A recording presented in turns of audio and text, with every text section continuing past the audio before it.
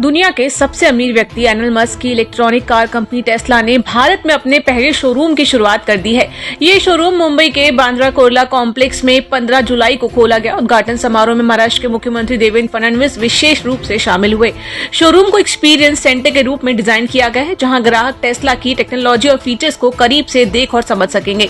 वर्तमान में भारत में सिर्फ टेस्ला मॉडल वाई की बिक्री की जा रही है, जिसकी कीमत 60 लाख रुपए से शुरू होती है। ये मॉडल चीन से आयात किया गया है, जिसमें इंपोर्ट ड्यूटी के कारण कीमत अमेरिका की तुलना में 28 लाख रुपए ज्यादा हो गई है। भविष्य में कंपनी भारत में स्थानीय मैन्युफैक्चरिंग पर विचार कर सकती है।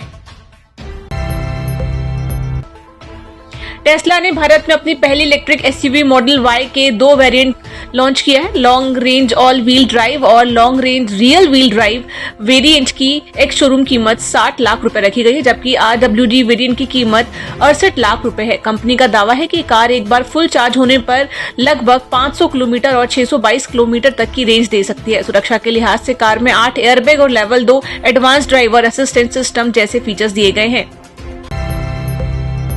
मंगलवार 15 जुलाई को शेयर बाजार में तेजी देखने को मिली। सेंसेक्स 400 अंकों की बढ़त के साथ 82,700 के स्तर पर कारोबार कर रहा है। निफ्टी भी 150 अंकों की तेजी के साथ 25,200 के पार पहुंच गया।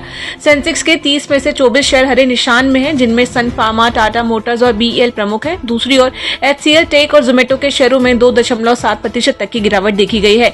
सेक्टोरल इंडेक्स में भी मजबूती दर्ज हुई। ऑटो सेक्टर में 1.36%, रियल्टी में 1.19%, सरकारी बैंकों में 1.01% और IT इंडेक्स में 0.81% की तेजी दर्ज की गई है।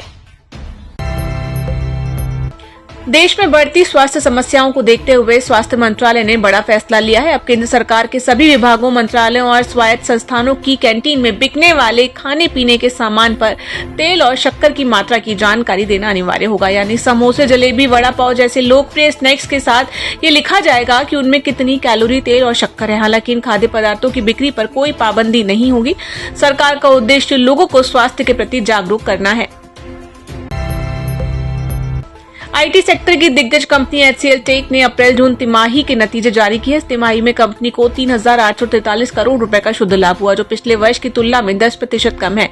कंपनी की कुल आय 30,805 करोड़ रही, जिसमें 30,349 करोड़ ऑपरेशनल रेवेन्यू शामिल है। इस दौरान कंपनी का कुल खर्च 25,616 करोड़ रहा। टैक्स के रूप में 1,345 करोड़ अदा किए गए। हालांकि मुनाफा घटा है, फिर भी कंपनी ने अपने शेयर धारकों को 12 रुपए प्रति शेयर डिविडेंड देने का ऐलान किया है।